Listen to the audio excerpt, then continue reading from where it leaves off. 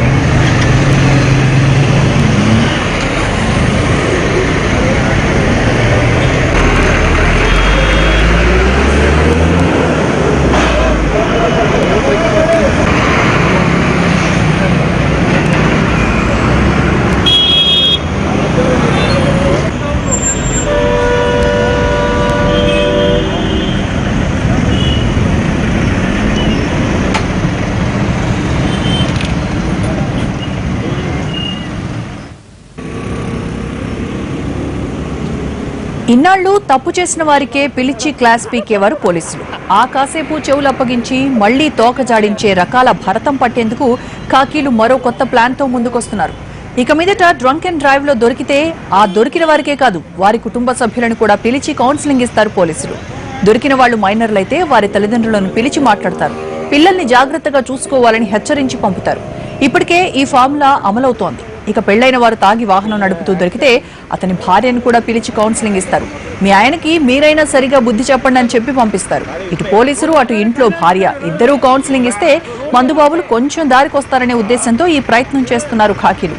పిల్లల్ని కూడా పిలిచి వారి ముందు నాన్నలకి క్లాస్ పీకితే కొంచెమైనా మారతారని భావిస్తున్నారు పోలీసులు.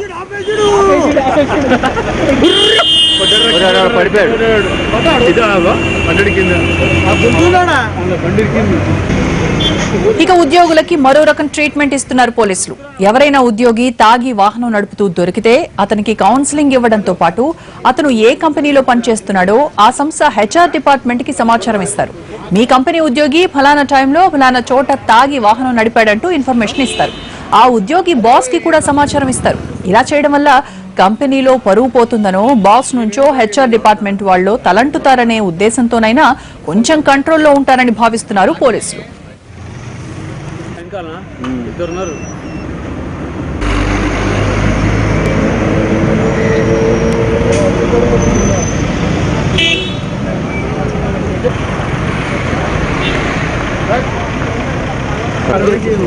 లైసెన్స్ ఉన్నారు ఇది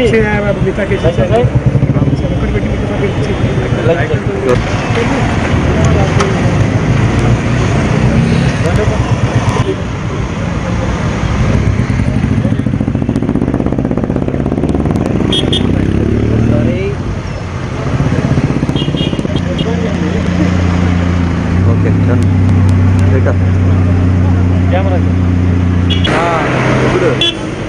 కొట్టిరు.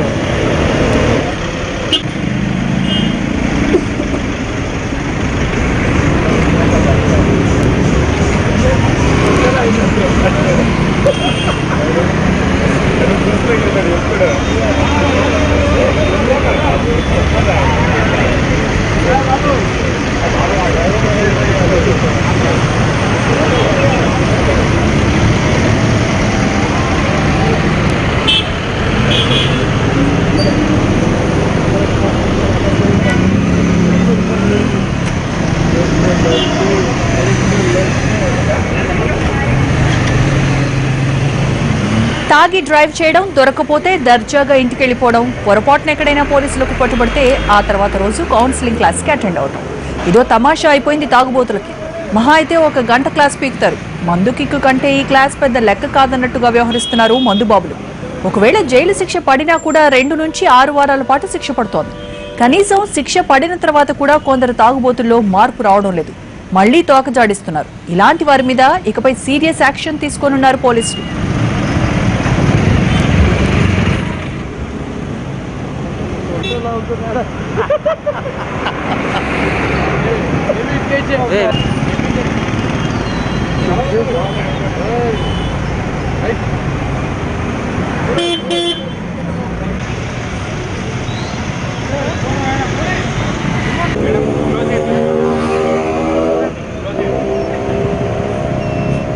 Okay done camera action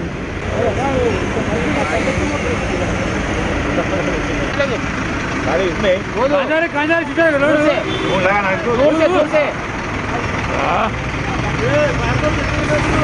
hello Seshagiri sir Seshu ఆపేసిడు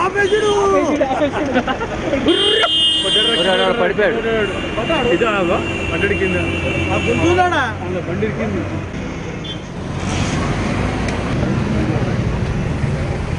ఇన్నాళ్లు తప్పు చేసిన వాళ్లకే పిలిచి క్లాస్ పీకేవారు పోలీసులు. ఆ కాసేపు చెవులు అప్పగించి మళ్లీ తోక జాడించే రకాల భరతం పట్టేందుకు ఖాకీలు మరో కొత్త ప్లాన్ తో ముందుకొస్తున్నారు.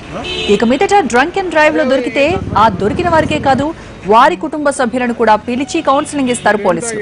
దొరికిన వాళ్లు మైనర్లైతే వారి పేరెంట్స్ ను పిలిచి మాట్లాడతారు. పిల్లల్ని జాగ్రత్తగా చూసుకోవాలని హెచ్చరించి పంపుతారు. ఇప్పటికే ఈ ఫార్ములా అమలవుతోంది. ఇక పెళ్లైన వారు తాగి వాహనం నడుపుతూ దొరికితే అతని భార్యను కూడా పిలిచి కౌన్సిలింగ్ ఇస్తారు. మీ ఆయనకి మీరైనా సరిగా బుద్ధి చెప్పండి అని చెప్పి పంపిస్తారు. ఇటు పోలీసులు అటు ఇంట్లో భార్య ఇద్దరూ కౌన్సిలింగ్ ఇస్తే మందుబాబులు కొంచెం దారికొస్తారనే ఉద్దేశంతో ఈ ప్రయత్నం చేస్తున్నారు ఖాకీలు. పిల్లల్ని కూడా పిలిచి వారి ముందు నాన్నలకి క్లాస్ పీకితే కొంచెమైనా మారతారని భావిస్తున్నారు పోలీసులు.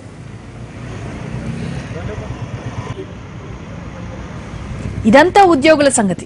ఇక ఏ పని పాట లేకుండా ఇంట్లో తిని బార్లో తాగి గాలికి తిరిగే కొందరు నిరుద్యోగులకు కూడా షాక్ ఇస్తున్నారు పోలీసులు. ఇక మీదట డ్రంక్ అండ్ డ్రైవ్ లో దొరికే ప్రతి ఒక్కరి సమాచారాన్ని పబ్లిక్ డొమైన్ లో ఉంచుతారు.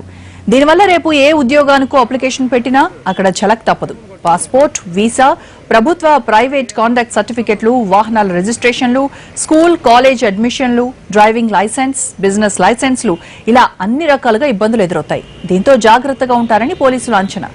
మొత్తానికి పోలీసులు చాలా పెద్ద ఎత్తున ప్లాన్ చేశారు. అయితే ఇవి ఎంతవరకు సక్సెస్ అవుతాయో చూడాలి.